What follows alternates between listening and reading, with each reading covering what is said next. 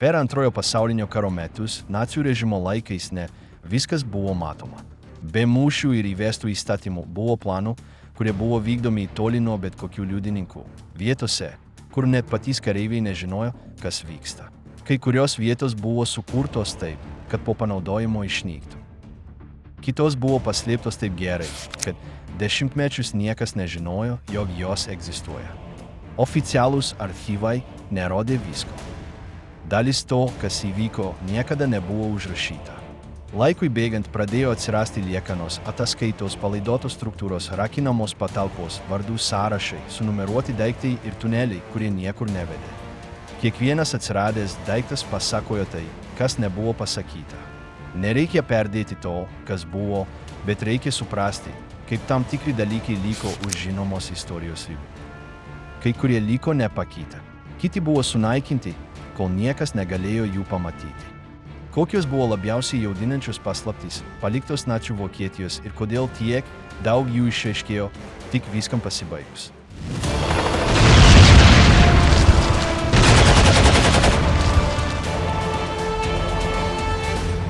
Vilko Guolio labirintas.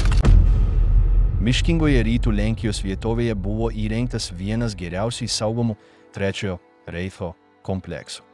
Tai buvo pagrindinis Hitlerio vadavietės centras rytų fronte. Jis buvo vadinamas Vilko Guoliu.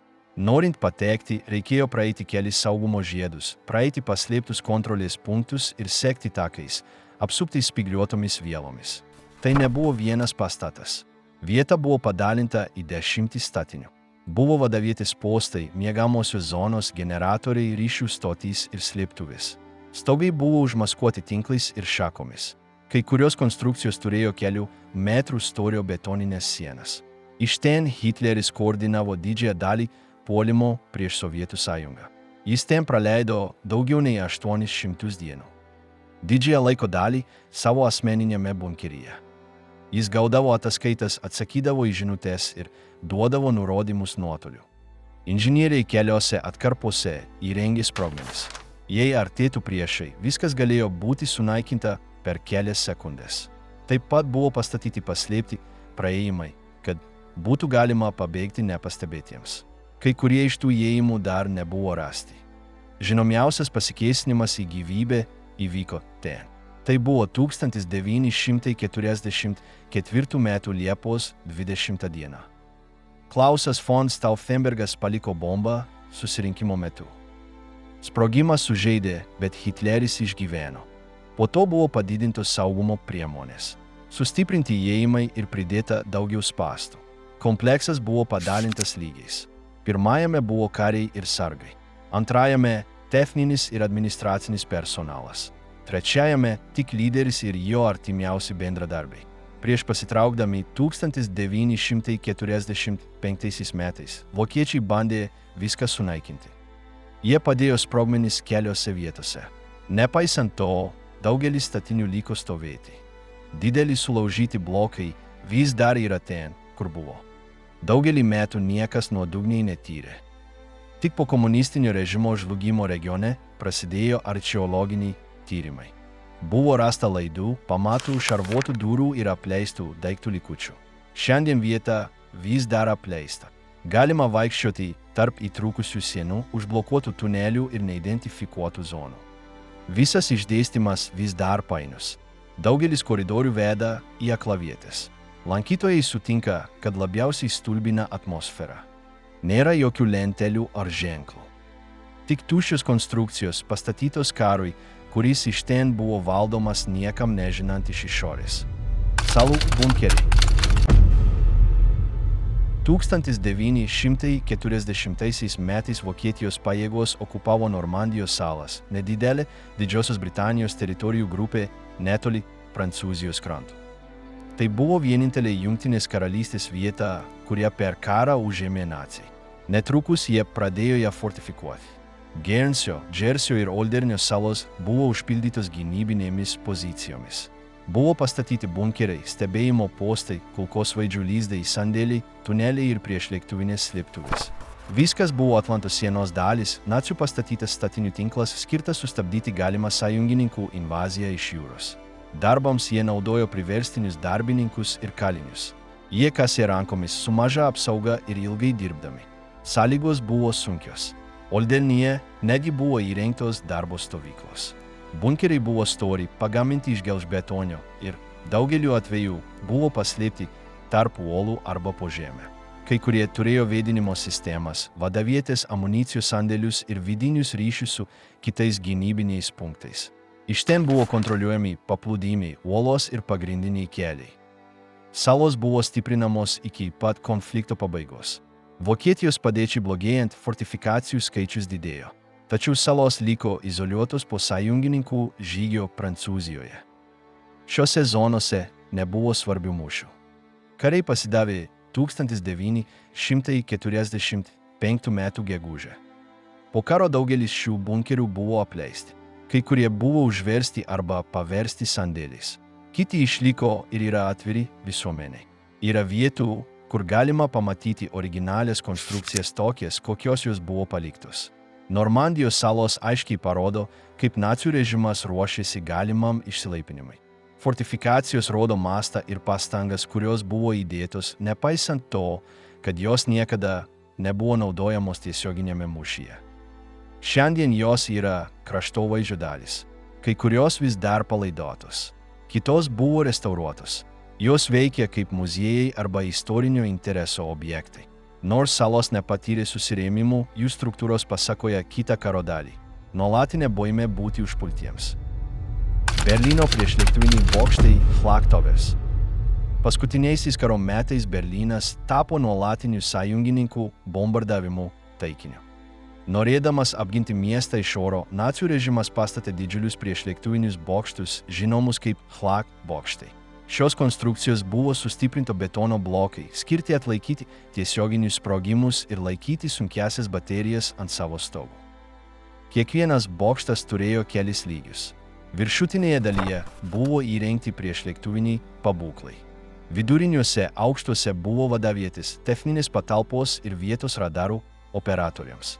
Apatiniuose aukštuose tūkstančiams civilių gyventojų buvo teikiama prieglauda oro antskrydžių metu. Žinomiausios buvo Tiergarten, Friedrichshain ir Humboldthain rajonuose. Kai kurios siekė 40 metrų aukščio. Iš jų platformų buvo kontroliuojamas miesto dangus, nukreipiant ugnį į priešo bombonešius. Viduje organizacija buvo griežta. Buvo evakuacijos maršrutai, vandens atsargos, elektros generatoriai ir vietos sužeistiesiems. Vidinės sienos buvo storos ir be langų. Nepaisant spaudimo, komandos dirbo ilgomis pamainomis, kad sistema būtų aktyviai. Per didžiausius bombardavimus tūkstančiai žmonių ieškojo prieglobsčio šiuose bokštuose. Nors jie buvo skirti gynybai, jie tapo ir paskutinė daugelio gyventojų prieglauda. Bokštai atlaikė tiesioginius smūgius nesugriuvę. Karo pabaigoje kai kuriuos iš jų iš dalies sunaikino sovietų pajėgos. Kiti liko nepaliesti. Dėl savo dydžio ir tvirtumo juos buvo sunku visiškai pašalinti. Vėlesniais metais kai kurie buvo užpilti žemėmis arba paversti rekreacinėmis erdvėmis. Šiandien kai kurie Flak bokštai vis dar stovi. Jie veikia kaip apžvalgos aikštelės, miesto parkai arba visuomeniai uždarytos erdvės. Jų sienos saugo karo žymės, tokias kaip šrapnelių smūgiai ir įtrūkimai nuo netoliese buvusių sprogimų. Berlyno Flak bokštai rodo bandymą apsaugoti sostinę iš oro masyviomis konstrukcijomis ir gynybos technologijomis. Nors jie nesustabdė galutinio veržimosi, jie išliko aktyvūs iki pat konflikto pabaigos. Obersalzberg. Bavarijos Alpėse, netoli sienos su Austrija, buvo Obersalzbergas, kalnuota vietovė, kuri tapo kelių aukštų Trečiojo Reicho vadų, poilsio ir planavimo centru. Hitleris ten turėjo savo pagrindinę rezidenciją už Berlyno ribų Berghofe.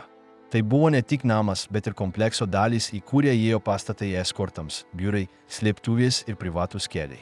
Laikui bėgant ši vietovė buvo paversta savotiška kalnų kareivinė.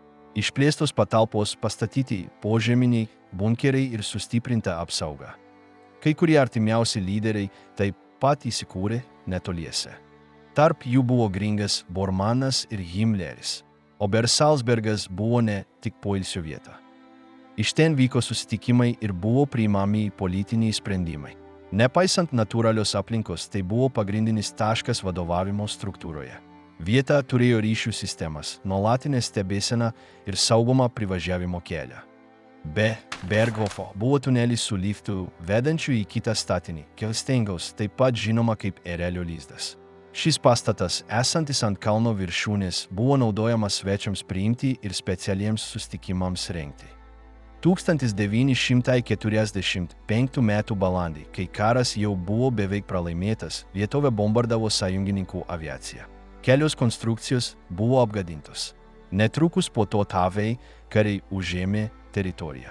Jie rado dokumentų, asmeninių daiktų ir įrenginių likučių. Po konflikto dalis komplekso buvo sunaikinta, siekiant užkirsti kelią jam tapti kulto ar piligrimystės vietą. Kai kurie pastatai buvo išmontuoti.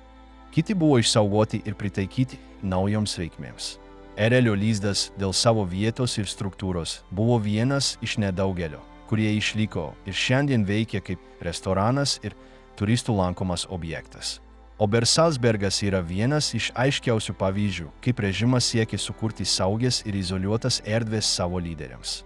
Nors atokiai nuo mūšių frontų, jis buvo valdymo aparato ir aukštų Trečiojo Reicho pareigūnų gyvenimo būdo dalis.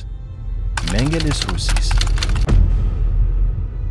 1944 metais į Aušvicą pradėjo atvykti tūkstančiai žmonių. Išlipus iš traukinio, jie greitai apžiūrėdavo lauko gydytojas. Kai kurie buvo siunčiami dirbti, kiti atskirti sunaikinimai. Iš gyvųjų grupės buvo ieškoma ypatingų atvejų. Dvynių žmonių su nykštukizmu arba matomais apsigimimais. Juos atskirdavo. Josefas Mengelė, vienas iš tos vietos gydytojų, ypač jais domėjosi. Jis kalbėdavo su vaikais, klausinėdavo apie giminaičius ir spręsdavo, ar jie tinka tam, ko jis ieškojo. Dvyniai buvo matuojami, sveriami ir lyginami. Jiems buvo imamas kraujas, leidžiamos įvairios medžiagos ir kartais skysčiais keičiama akių spalva. Jei vienas mirdavo, kitas būdavo paukojamas, kad būtų patikrinti organai. Kai kurie buvo operuojami kelis kartus be anestezijos. Visi veiksmai buvo detaliai registruojami aplankose. Liekanos buvo siunčiamos į kitus centrus tolesniems tyrimams. Ne viena iš procedūrų neturėjo terapinių tikslų. Viskas buvo daroma stebėjimo ar palyginimo tikslais. Pagalbininkai taip pat buvo kaliniai. Kai kurie išmanė mediciną, kiti tik vykdė įsakymus. Jie turėjo valyti, laikyti vaikus ar užrašyti, kas vyksta. Jie nuolat gyveno grėsmės akivaizdoje. Jei nepaklusdavo, juos greitai pakeisdavo. Palyginti su kitomis stovyklos zonomis, eksperimentams naudojami, vaikai geriau maitinosi ir miegojo po stogu. Tačiau tai tęsėsi tik tol, kol jie buvo naudingi. Dauguma mirė. Kai stovykla buvo išlaisvinta, buvo rasta dokumentų, piešinių, stiklainių su žmogaus kūno dalimis ir sesijų nuotraukų. Sąsiuvinyje buvo vardai, datos ir užrašai. Lapuose buvo matomi pakartotiniai testai su vardais, kurie kartojosi keliose ataskaitose. Daugiau nei 1000 vaikų praėjo Mengelės rankomis. Labai nedaugelis išgyveno. Kai kurie nieko nesuprato. Manė, kad juos gydo. Mengelė pabėgo pasibaigus konfliktui. Jis pasislėpė Pietų Amerikoje ir nebuvo teisiamas. Po daugelio metų Brazilijoje buvo identifikuoti palaikai, tačiau niekada nebuvo nuosprendžio. Jo vardas liko susijęs su eksperimentais dėl visko, kas buvo rasta toje vietoje. Prieš atvykstant Rusijos kariams, naciai bandė sunaikinti įrodymus.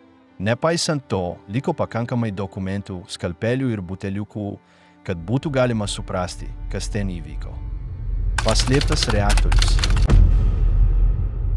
1944 metų viduryje grupė vokiečių mokslininkų vykdė slaptą eksperimentą mažame Haigerlocho miestelyje, Vokietijos pietuose. Jie naudojo senos alaus daryklos rūsį, kad įrengtų laboratoriją. Ten, neturėdami daug išteklių ir patirdami spaudimą, jie bandė paleisti branduolinį reaktorių. Projektas buvo Trečiojo Reicho atominės programos dalis. Tikslas buvo sukelti grandininę reakciją, kuri galėtų būti panaudota kariniams tikslams. Jiems nepavyko to pasiekti. Sąlygos buvo prastos, o prieiga prie kritinių medžiagų ribota. Nepaisant to, jie vykdė bandymus naudodami uraną, sunkųjį vandenį ir grafito atšvaitus. Pagrindinis atsakingas asmuo buvo Werneris Heisenbergas, žinomas dėl savo indėlio į kvantinę fiziką. Komanda įdėjo urano kubelius pakabintus inde. Jie bandė kontroliuoti išsiskiriančią energiją, bet niekada nepasiekė stabilių lygių. Struktūra buvo primityvi ir pavojinga. Sąjungininkai žinojo apie galimą branduolinį projektą ir išsiuntė specializuotą grupę pavadintą Alsos. 1945 m. balandį jie atvyko į Haigerlofe ir perėmė laboratorijos kontrolę. Tai, ką jie rado, patvirtino įtarimus. Rusija jie rado nebaigtą reaktorių. Buvo metalinių cilindrų, kabelių, medinių konstrukcijų, urano kubelių, talpyklų su sunkiuoju vandeniu ir techninių užrašų. Niekas nebuvo veikiantis. Tai buvo nebaigtas surinkimas, tačiau jis parodė, kad bandymai buvo tikri. Medžiaga buvo paimta sąjungininkų. Ji buvo panaudota siekiant įvertinti, kaip arti nacių režimas buvo branduolinio ginklo sukūrimo. Mokslininkai buvo apklausti, o dalis komandos buvo išvežta į kitas šalis, kad tęstų karjerą prižiūrint. Šiandien vieta veikia kaip muziejus. Galima pamatyti reaktoriaus atkūrimą ir dalį originalių elementų. Pastatas išsaugotas toks, koks buvo.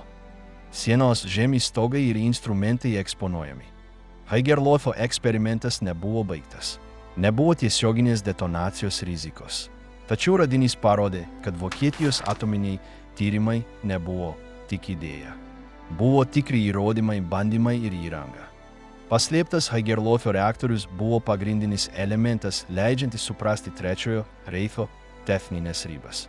Nors jiems nepavyko sukurti bombos, jie paliko aiškių ženklų, kad bandė tai padaryti turimomis priemonėmis. Alpių tvirtovė, kurios niekada nebuvo. Paskutiniaisiais 1944 m. mėnesį sąjungininkų žvalgybos tarnybose pradėjo cirkuliuoti pranešimai. Buvo teigiama, kad naciai ruošia paskutinę gynybos liniją Alpėse, tuneliais, slėptuvėmis, ginklų saugyklomis ir paslėptais bunkeriais. Ją vadino Alpių redutu arba Alpenfestung. Buvo manoma, kad tai bus paskutinis režimo bastionas, jei kris Berlynas. Idėja buvo ta, kad aukštieji Trečiojo Reicho vadai kartu su savo ištikimiausiais kariais atsitrauks į pietų Vokietijos ir Austrijos kalnus. Iš ten jie priešinsis kelis mėnesius. Kai kuriuose pranešimuose buvo teigiama, kad jie kaupia maisto atsargas, kurą, slaptus planus, netgi įslaptintus dokumentus. Tariamai taip pat buvo paruošti tuneliai jautriai medžiagai paslėpti. Gandas greitai plito. Jį minėjo kariai, pareigūnai ir net kai kurie dezertyrai. Sąjungininkų štabuose pradėta tai laikyti realią galimybę. Žemėlapiai rodė sunkiai prieinamas kalnuotas vietovės su nedaugeliu kelių, kur nedidelė grupė galėjo išsilaikyti daug ilgiau. Buvo pakoreguoti kariniai planai ir paskirtos pajėgos judėti tą kryptimį, jei prireiktų. Žvalgybos tarnybos perimdavo žinutės, kurios atrodo patvirtindavo judėjimą link tos zonos. Taip pat pasirodė pranešimai apie pagreitintas statybas, traukinius išvykstančius į pietus ir sunkvežimius vežančius uždaras dėžes. Prie to prisidėjo kai kurių kalinių pareiškimai, kurie tvirtino dirbę paslėptose patalpose tarp Alpių slėnių. Visa tai sustiprino idėją, kad redutas yra realus.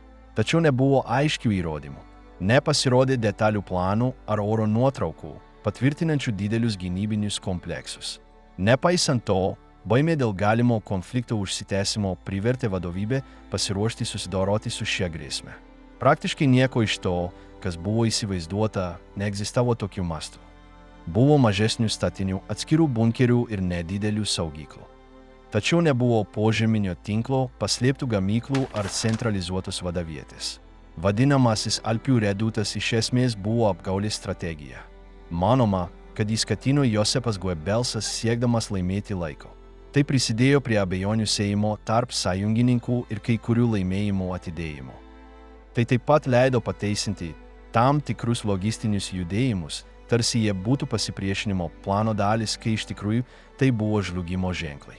Kai sąjungininkų pajėgos 1945 m. balandžio ir gegužės mėnesiais pasiekė Alpių regionus, jos nerado nieko panašaus į tai, ko tikėjosi. Buvo tik pavienės struktūros, neturinčios realios galios palaikyti ilgalaikę gynybą. Kai kurie vadai pasidavė be kovos. Nepaisant to, reduto mitas toliau sklandė. Jis pasirodė knygose, filmuose ir net to meto liudijimuose. Kai kurie reikalavo, kad egzistuoja užblokuoti įėjimai, paslėpti praėjimai ir neištirtos patalpos. Tačiau vėlesniai tyrimai nepatvirtino nieko neįprasto. Tai, kas atsitiko su Alpių redutu, rodo, kaip nepagrįsta idėja gali pakeisti didelio masto karinius sprendimus. Mėnesius buvo planuojama atsižvelgiant į grėsmę, kuri niekada nepasireiškė. Vokiečių archyvai peržiūrėti po karo nemini konkretaus plano. Tik neaiškios nuorodos į galimybę pasislėpti kalnuotose vietovėse. Šiandien zonos, kuriuose tariamai turėjo būti įrengtas tas paskutinis bastionas, išsaugotos kaip kaimo arba turizmo vietovės. Nebuvo rasta nei detalių planų, nei palaidotų statinių, nei slaptų vadoviečių centrų. Visa tai rodo, kad tai buvo gandų perdėjimų ir vidinės propagandos mišinys. Die Glocke. Tarp gandų apie slaptas Trečiojo Reicho technologijas yra vienas išsiskiriantis savo paslaptimi.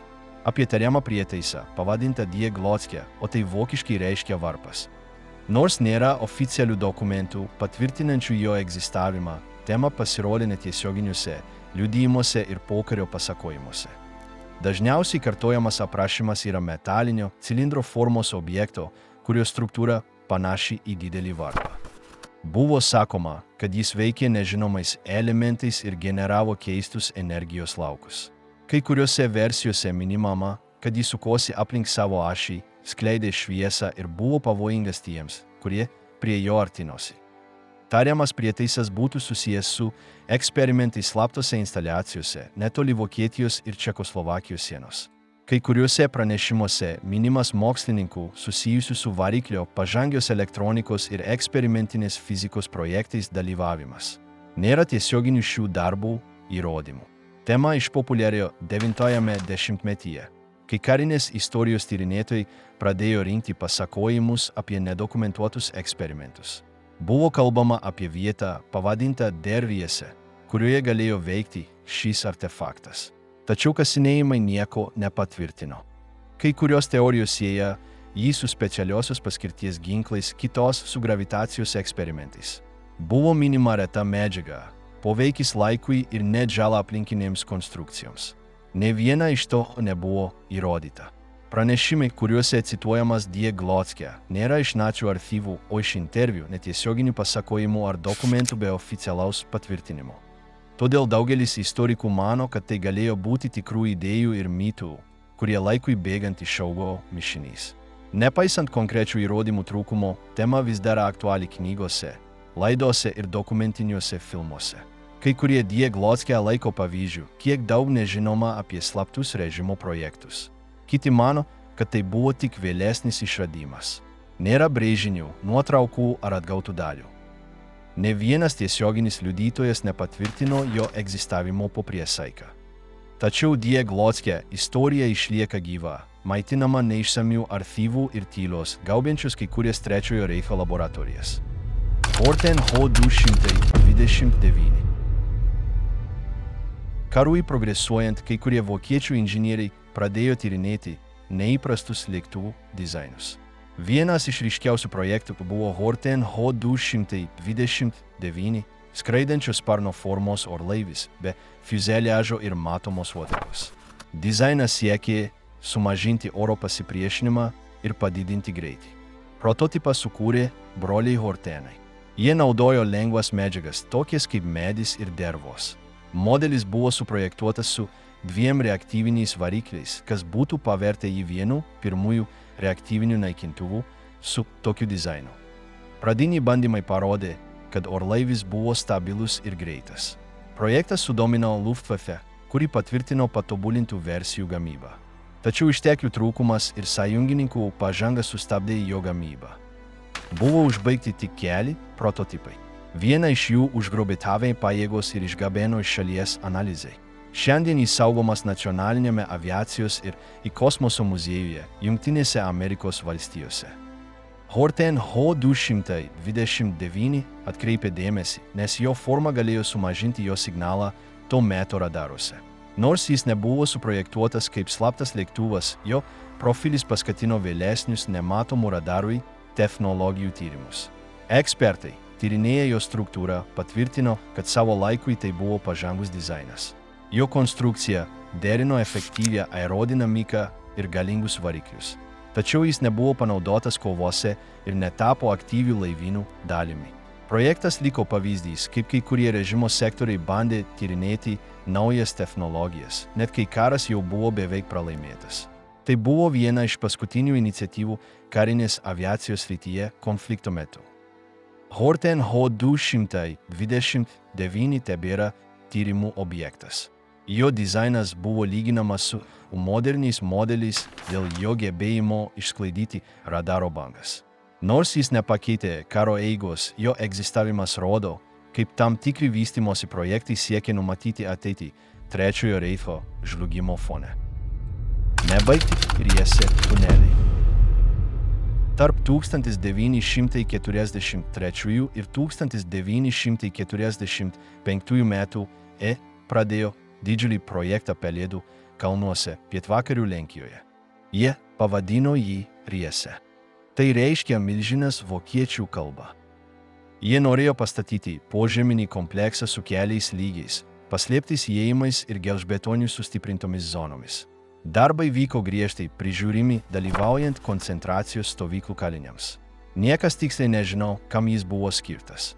Kai kurie mano, kad tai buvo prieglobstis aukščiausiems nacių vadams, jei kristų Berlynas. Kiti nurodo slaptą vadavietę arba apsaugotas ginklų gamyklas. Tačiau žinoma, kad viskas liko nebaigta. Tuneliai buvo kasami rankomis ir pagrindiniais įrankiais. Darbininkai dirbo ilgas pamainas, be tinkamos apsaugos dulkėse ir drėgnėje.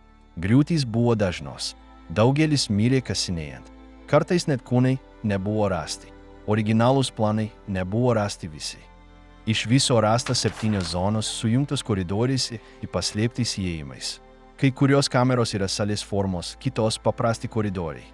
Yra bėgiai vagonams, vertikalios šachtos ir sustiprintos galerijos. Kai kuriuose dalyse sienos turi įrankių žymes ir sprogmenų pėdsakus. Sovietinės okupacijos metu keli įėjimai buvo užblokuoti. Vietos valdžia apie tai nekalbėjo. 9-ajame dešimtmetyje tyrimai buvo atnaujinti. Kai kurie sektoriai buvo užtvindyti, kiti sugriuvo. Nepaisant to, pavyko apžiūrėti didelius ruožus. Buvo rasta daiktų, įrankių likučių, šalmų, tuščių skardinių, mašinų dalių, batų ir net sušlapusių dokumentų. Visa tai rodo, kad darbas buvo staiga nutrauktas. Nebuvo laiko nieko išmontuoti. Nėra įrodymų, kad tuose tuneliuose būtų gaminami ginklai. Taip pat nebuvo rasta karinio vadovavimo pėdsakų. Labiausiai paplitusi teorija yra ta, kad jie norėjo perkelti dalį ginklų pramonės į saugesnės zonas toli nuo bombardavimų. Dabartinė prieiga yra ribota. Kai kurios zonos yra atviros visuomeniai, kitos vis dar užsandarintos. Vidinė struktūra yra netaisyklinga, su nuolydžiais ir aklavietėmis. Sienos įtrūkusios.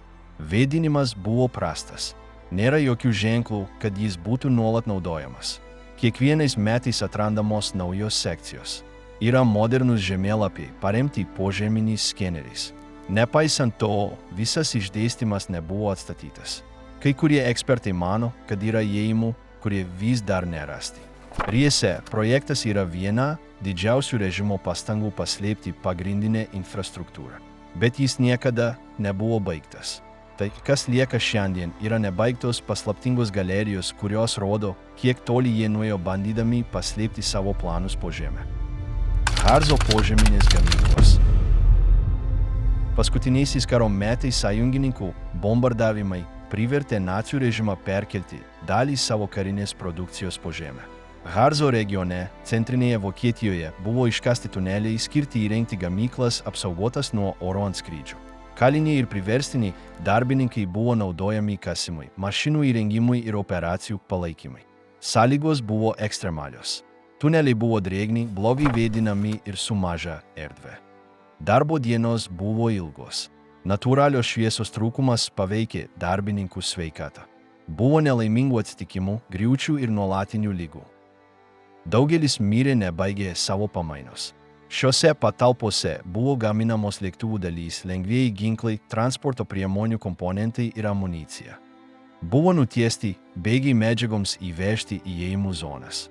Kai kuriuose zonose buvo kranai, pakrovimo sistemos ir improvizuoti sandėliai. Kai 1945 m. atvyko TAV kariai, jie rado iš dalies veikiančias gamyklas. Buvo mašinų, įrankių, brėžinių ir pusių surinktų gamybos partijų. Jie taip pat rado barakus, improvizuotas virtuvės ir zonas, kuriuose miegojo darbininkai. Dalis šių įrenginių buvo dokumentuota sąjungininkų tarnybų. Buvo atlikti įrašai, gauta techninė informacija ir apklausti sugauti inžinieriai. Dalis įrangos buvo perkelta į kitas zonas tyrimams. Dešimtmečiais keli šių tunelių buvo uždaryti.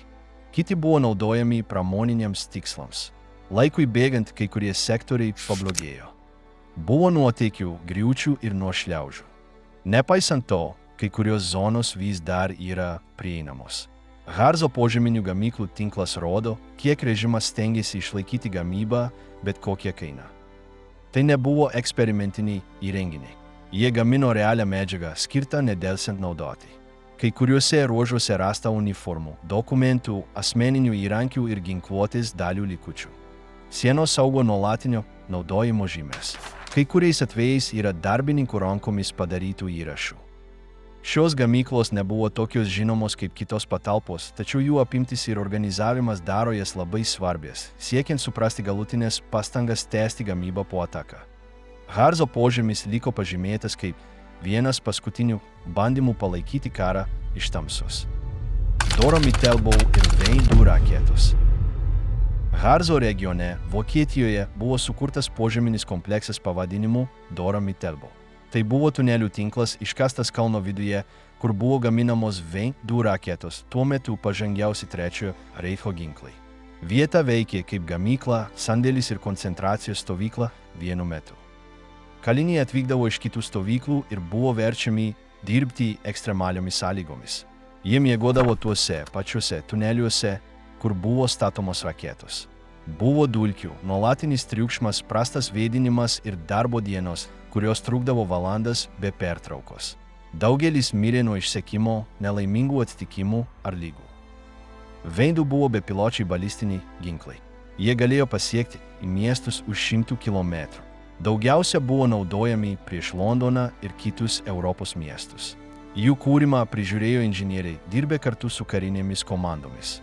Kol viršuje vyko bandymai, apačioje dalys buvo surenkamos grasnant. Gamyba prasidėjo 1943 metais.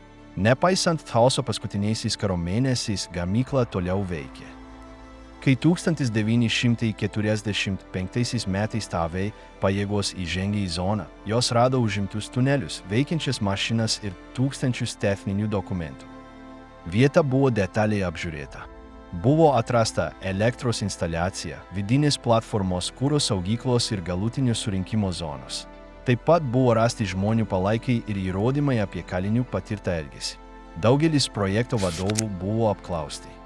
Kai kurie mokslininkai buvo išvežti į Jungtines Amerikos valstijas pagal slaptas programas. Išgyvenę technikai paliko liudijimus apie gyvenimą komplekse. Dora Mittelbau buvo mokslo, karo ir išnaudojimo mišinys. Pažangios technologijos buvo sukurtos tūkstančių gyvybių kaina. Raketos buvo gaminamos gamykloje, kuri veikė kaip darbo stovykla be minimalių saugumo ar žmogiškumo sąlygų. Šiandien dalis komplekso yra atvira visuomeniai. Galima aplankyti tunelių sekciją, pamatyti originalią mašiną ir sužinoti projekto detalės. Tai vienas iš tiesioginių pavyzdžių, kaip nacių technologijos rėmėsi priverstiniu darbu siekdamos pakeisti karo eigą. Altausėje yra apiplėšti meno kūriniai. Paskutiniaisiais konflikto metais naciai pradėjo perkelti dalį pavogto meno į atokias vietas. Viena iš tokių vietų buvo Altausėje druskos kasykla Austrijoje. Ten jie paslėpė šimtus paveikslų, skulptūrų, senovinių baldų ir vertingų dokumentų. Pasirinkimas nebuvo atsitiktinis. Kasyklos galerijos buvo erdvios, vėsios ir stabilios. Druska apsaugojo nuo drėgmės, o tai padėjo išsaugoti objektus. Vagonai įvažiuodavo sustiprintais tuneliais. Viduje buvo pastatytos medinės erdvės, skirtos kūriniams padėti, jų nepažeidžiant. Įrašai rodo, kad perkėlimą prižiūrėjo aukšto rango pareigūnai. Buvo kūrinių iš Prancūzijos, Italijos, Belgijos ir Olandijos muziejų. Taip pat rasta paveikslų paimtų iš privačių kolekcijų. Kai kurie turėjo deportuotų žydų šeimų pavardės. Kai sąjungininkų pažanga tapo neišvengiama, buvo įsakyta viską sunaikinti. Naciai keliose kasyklos vietose padėjo sprogmenis. Jie norėjo užkirsti kelią kūriniams patekti į priešo rankas. Tačiau vietiniai darbuotojai išjungė dalį sprogmenų arba nukreipė laidus. Tai leido išgyventi didžiai daliai turinio. Kai atvyko sąjungininkai, jie rado paženklintas dėžes, katalogus, inventorius ir daug žinomų kūrinių. Buvo Rembrandto, Vermeerio, Rubenso, Van Eyckio ir kitų žinomų menininkų paveikslų. Kai kurie buvo susukti. Kiti vis dar buvo įrėminti. Už medžiagos paiešką buvo atsakingi Monument Men, meno ir istorijos specialistų grupė, sekusi apiplėšimo pėdsakais. Jie viską katalogavo, dokumentavo kūrinių būklę ir organizavo perkėlimą. Dalis šios informacijos buvo panaudota vėlesniuose teismo procesuose. Ne viskas galėjo būti grąžinta. Kai kurie kūriniai neturėjo aiškios identifikacijos. Kiti buvo pakeisti. Buvo objektų, kurie liko valstybinėse rankose arba muziejuose, nepatvirtinus jų kilmės. Altausėje kasykla tapo viena didžiausių nacių apiplėšimo slėptuvių. Ataskaitos rodo, kad kūriniai mėnesius buvo po žemę saugomi technikų ir darbininkų, kurie suprato jų vertę. Šiandien dalis to meno vėl eksponuojama parodose. Kita dalis vis dar tyriama. Altausėje iš kasybos vietos tapo atsitiktinė prieglobsčių tūkstančiams kultūros objektų. Radinys buvo labai svarbus siekiant atkurti tai, kas buvo pavogta. Po daugelio metų vis dar peržiūrimi archyvai siekiant nustatyti kiekvieno toje vietoje buvusio kūrinio kilmę ir galutinę paskirtį. Merkers lobis. 1945 m. balandį amerikiečių kariai pasiekė Merkerso kaimą centrinėje Vokietijoje. Apklausė vietinius darbuotojus, jie gavo informacijos apie netoliese esančią druskos kasyklą. Jiems buvo pasakyta, kad naciai paskutiniaisiais karo mėnesiais į jos galerijas gabeno dėžes ir ryšulius. Kariai įėjo į kasyklą. Jie nusileido liftais į gilias zonas. Tai, ką jie rado, viršijo lūkesčius. Ten buvo aukso luitų, maišų su užsienio monetomis, tonos banknotų, vertingų daiktų ir šimtai maišų su juvelyriniais dirbiniais ir asmeniniais daiktais. Tarp daiktų buvo rasta žiedų, laikrodžių, auksinių dantų, medalių, karolių ir dokumentų. Daugelis šių daiktų buvo iš koncentracijos stovyklų. Taip pat buvo rasta pavogtų paveikslų, skulptūrų ir baldų su užrašais iš Europos muziejų. Luitai buvo pažymėti centrinių bankų antspaudais. Kai kurie buvo iš okupuotų šalių, kiti buvo išlygyti ir hiperkataloguoti. Viskas buvo laikoma po žemę iškastose kamerose, uždarytose šarvuotomis durimis. Radinys buvo dokumentuotas žvalgybos tarnybų. Buvo padarytos nuotraukos, parengtos ataskaitos ir turinys pervežtas karinės priežiūros. Dalis medžiagos pasitarnavo kaip įrodymas pokario teismo procesuose. Merkersas tapo didžiausių ekonominių konflikto atradimų. Bendra vertė buvo didžiulė. Kasykla buvo naudojama kaip laikina Reichsbanko likučių saugykla. Ten taip pat buvo rasta archyvų, apskaitos įrašų ir sąrašų su finansiniais judėjimais. Kai kurie objektai niekada nebuvo atsiimti.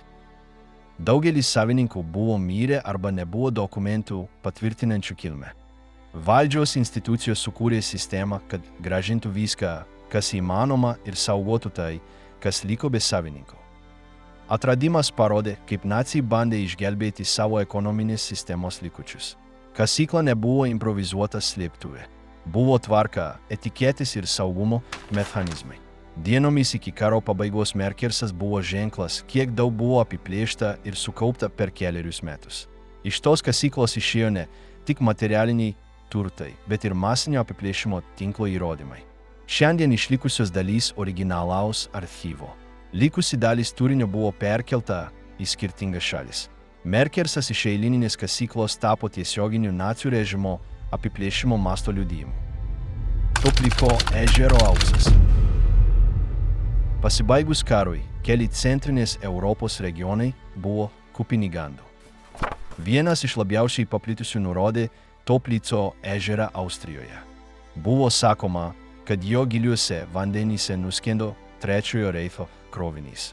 Labiausiai paplitusi versija buvo ta, kad jame buvo aukso, dokumentų ir slaptų operacijų įrodymų. Ežeras apsuptas kalnų ir miškų. Jo gylis siekia apie 100 metrų. Apatinė dalis izoliuota nuo deguonies, todėl viskas, kas ten patenka, geriau išsilaiko. Tai dar labiau sustiprino idėją, kad kažkas svarbaus gali likti nepaliestas dugne. Pirmosios ekspedicijos prasidėjo 5-ame dešimtmetyje. Grupė norų rado metalinių dėžių. Viduje buvo padirbtų dokumentų, britų banknotų ir spausdinimo įrangos. Tai buvo operacijos Bernhard, nacių plano užtvindyti priešo rinką padirbtis banknotais liekanos. Radiniai patvirtino, kad ežeras buvo naudojamas medžiagoms slėpti konflikto pabaigoje. Tačiau aukso nebuvo rasta. Atgautos dėžės turėjo tik su klastojimu susijusius daiktus. Vėlesniuose tyrinėjimuose pasirodė ir kiti dalykai – ginklų dalys, transporto priemonių dalys ir uniformos. Viskas buvo padengta nuosėdomis. Kai kuriuose pranešimuose buvo kalbama apie uždarytus konteinerius, kurių nepavyko ištraukti dėl ekstremalių sąlygų. 6-ame dešimtmetyje Vokietijos karinio jūrų laivyno komandos taip pat tyrė vietovę. Jos patvirtino nuskendusių struktūrų buvimą, bet detalių nepateikė. Dalis medžiagos buvo perkelta analizei į kitas patalpas. Buvo teorijų, kad ežeras taip pat buvo naudojamas kaip iškrovimo punktas daiktams iš stovyklų ar okupuotų bankų. Ši dalis niekada nebuvo patikrinta. Taip pat nebuvo rasta luitų ar juvelyrinių dirbinių. Vieta tebėra ieškojimo vieta nuotykių ieškotojams. Dugno sąlygos apsunkina prieigą. Vandens tankis kinta nuo tam tikro gylio. Tai veikia norų judėjimą ir matomumą. Bėgant metams susidomėjimas ežerų susimaišė su nepagrįstomis versijomis. Kai kurie sakė, kad ten nuskendo povandeniniai laivai. Kiti kalbėjo apie eksperimentinius ginklus. Ne viena iš šių idėjų nebuvo įrodyta. Toplico ežeras saugo realius operacijos Bernhard įrodymus. Nežinoma, ar jame taip pat yra kitų paslapčių. Tyrinėjimai tęsiasi, tačiau iki šiol į paviršių iškilo masinio klastojimo, o ne aukso liekanos. Operacija Bernhard. 1942 metais Trečiojo Reicho valdžia pradėjo planą, skirtą pakenkti Didžiosios Britanijos ekonomikai iš vidaus. Jie pavadino jį operacija Bernhard. Tikslas buvo padirbti Anglijos banknotus taip tiksliai, kad jie galėtų cirkuliuoti nepastebėti. Tam buvo atrinkti spausdintojai, graveriai ir popieriaus specialistai, dauguma jų kaliniai. Jie buvo perkelti į Zacenozeno stovyklą į šiaurę nuo Berlyno. Ten jie įrengė dirbtuves su reikalingais įrankiais, spaudos mašinomis, specialiais dažais ir popieriumi panašių į originalą. Darbuotojai dirbo prižiūrimi. Iš jų buvo reikalaujama greitų rezultatų. Buvo nuolat atliekami kokybės patikrinimai. Jei kas nors nepavykdavo, pasekmės būdavo rimtos. Pirmaisiais mėnesiais banknotai neatlaikė patikrinimų. Tačiau laikui bėgant jiems pavyko padaryti beveik tobulas kopijas. Buvo pagaminta milijonai svarų padirbtų banknotų.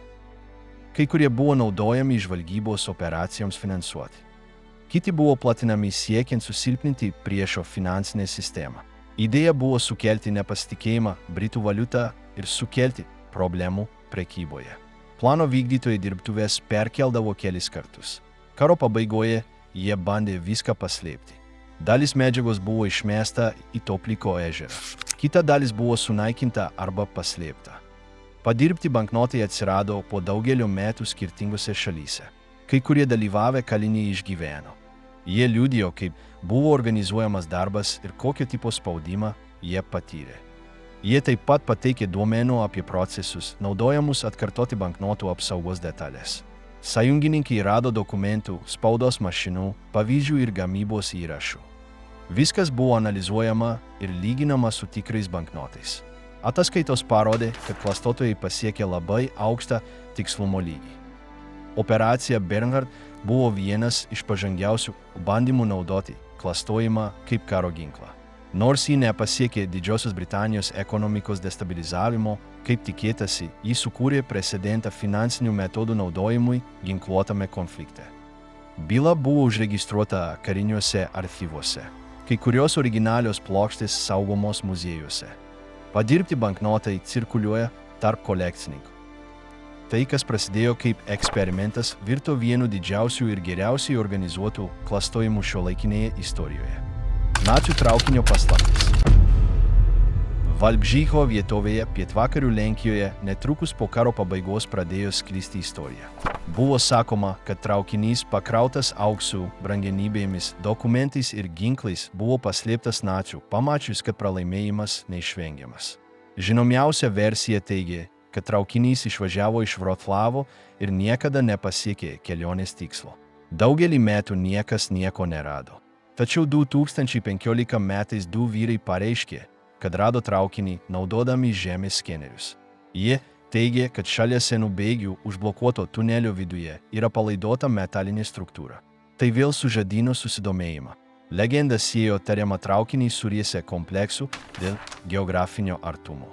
Kai kurie manė, kad tai galėjo būti didesnio išteklių evakuacijos plano dalis. Lenkijos valdžios institucijos prižiūrėjo pradinius kasinėjimus.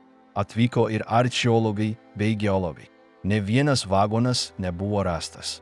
Rezultatai buvo neaiškus. Tačiau galimybė, kad jis egzistavo, padidino turizmą toje vietovėje. Buvo organizuojami tyrinėjimo maršrutai ir ekskursijos po apleistus bėgius. Senuose archyvuose buvo aptikta neaiškių nuorodų į šarvuotus transportus, kurie paskutinėmis Vokietijos okupacijos dienomis išvyko į pietus. Tačiau nebuvo nurodyta, ką jie gabeno ir ar jie pasiekė tikslą. Kai kurios teorijos teigė, kad jame buvo pavogti meno kūriniai. Kitos kalbėjo apie grynuosius pinigus ir luitus. Ne viena nebuvo įrodyta. Vietiniai tyrinėtojai rado sugriautų tunelių, platformų likučių ir senų struktūrų dalių. Kai kurios vietos buvo užsandarintos betonu. Kitos, atrodo, buvo ištuštintos. Vietovės sąlygos apsunkino kasinėjimus. Tema sukėlė ginčius. Buvo kaltinimų sukčiavimu, politiniais interesais ir žiniasklaidos sensacionalizmu.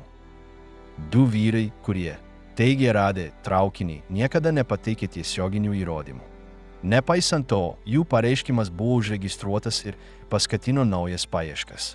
Iki šiol nėra konkrečių įrodymų, kad traukinys egzistuoja. Nepaisant to, istorija tebėra platinama. Kai kurie ekspertai mano, kad tai buvo gandas sukurtas siekiant suklaidinti. Kiti mano, kad jei jis egzistavo, jis jau buvo išardytas arba perkeltas nepaliekant pėdsakų. Tiesa ta, kad regione yra senų geležinkelio statinių, nepažymėtų zonų ir bėgių atkarpų, kurios dingsta tarp augmenijos. Nors aiškių rezultatų nėra, kartas nuo karto kas nors vėl ieško. Dingęs nacių traukinys tapo savotišku šiuolaikiniu mitu, palaikomų neišsamių žemėlapių ir neaiškių archyvų. Gintaro kambarys. Vokiečių invazijos į Sovietų sąjungą metu nacių kariai įžengė į Jekaterinos rūmus netoli Leningrado. Ten buvo gintaro kambarys, patalpa dekoruota raižytomis plokštėmis, gintaro intarpais ir auksiniais lipdiniais.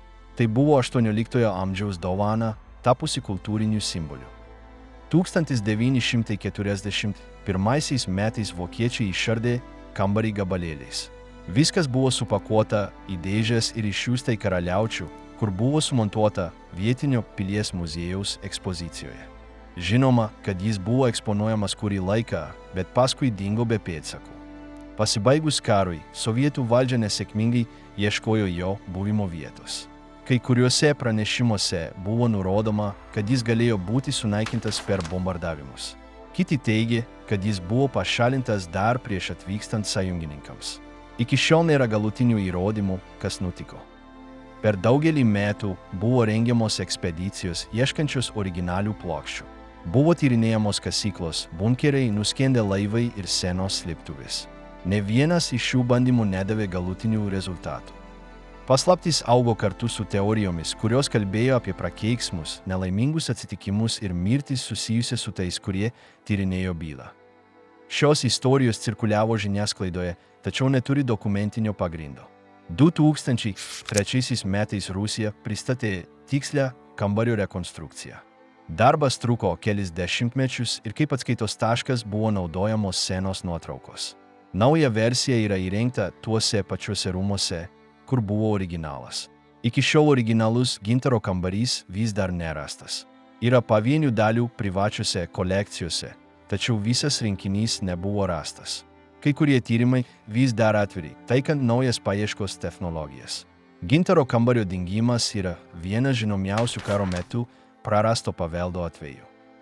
Jame susipina faktai, gandai ir dokumentinės spragos. Teorijų skaičius nenustojo augti, tačiau ne viena nepajėgė užbaigti bylos. Tuo tarpu atstatyta versija kasmet aplanko lankytojai. Tai priminimas apie tai, kas buvo pavogta ir ko nepavyko atgauti. Povandeninis laivas 864. 1945 m. vasarį vokiečių povandeninis laivas 864 išplaukė iš uosto su specialiu užsakymu. Jo misija buvo gabenti karinės medžiagas į Japoniją. Tarp krovinio buvo lėktuvų komponentai, brėžiniai ir šimtai buteliukų su gyvsidabriu, vertingų metalų tam tikriems pramoniniams procesams. Povandeninis laivas buvo skirtas ilgiems reisams. Jis plaukė Šiaurės jūrą ir pasuko Norvegijos pakrantės link. Planas buvo plaukti kontroliuojamais vandenimis, išvengti priešo patrulių ir pristatyti krovinį nepastebėtam. Tačiau kelionė buvo nutraukta. Britų povandeninis laivas AM Venturer aptiko 864 ir pradėjo jį persekioti.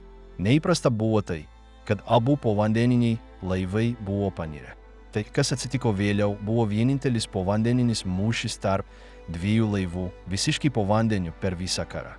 Po tylaus persekiojimo AM Venturer iššovė 4 torpedas. Vienas iš jų pataikė.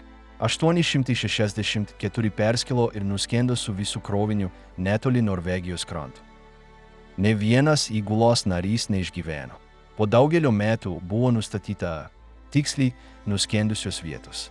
Apžiūrint nuolaužas buvo patvirtinta, kad gyvsidabris lėtai išsiskiria iš pažeisto krovinio. Tai kėlė pavojų jūros aplinkai. Norvegijos valdžios institucijos įvertino įvairius sprendimus. Kai kurie siūlė pašalinti krovinį, kiti užsandarinti vietą. Galiausiai buvo nuspręsta padengti povandeninį laivą specialiu apsauginiu sluoksniu, kad metalas toliau nesisklaidytų.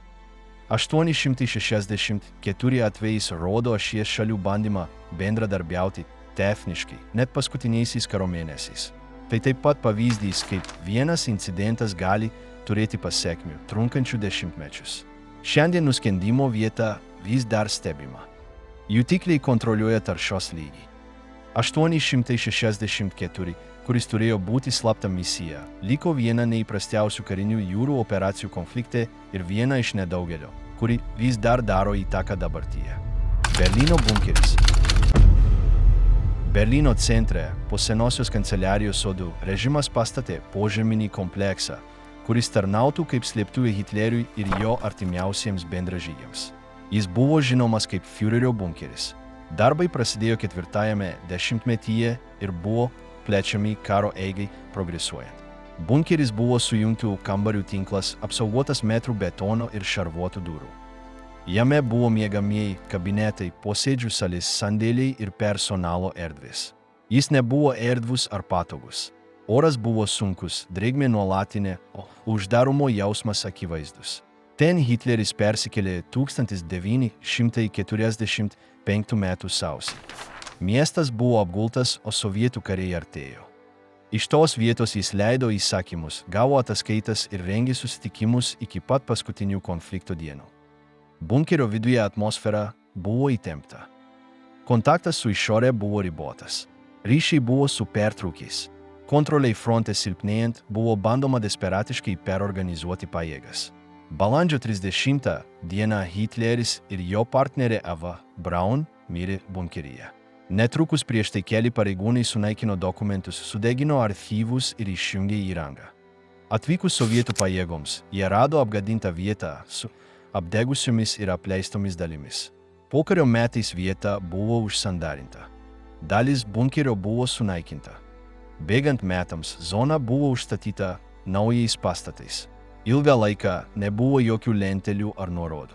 Tik po dešimtmečių vieta buvo pažymėta mažų informacinių ženklų. Šiandien Berlyno bunkeris nėra atviras visuomeniai. Jis paslėptas po automobilių stovėjimo aikštelę. Beveik nieko neliko matoma. Prieiga yra ribota. Sprendimas buvo priimtas siekiant išvengti, kad jis taptų kulto ar atminimo vieta. Bunkeris buvo paskutinė režimo slėptuvė. Iš ten buvo stebimas galutinis žlugimas. Jo viduje nebuvo tiesioginių kovų, tačiau tai, kas ten įvyko, pažymėjo etapo pabaigą Vokietijos istorijoje.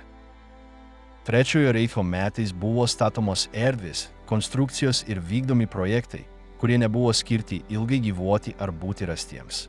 Kai kurios vietos buvo sukurtos tik tam, kad veiktų slaptai. Kitos buvo išardytos arba užsandarintos, kol dar niekas nežinojo, kam jos buvo skirtos.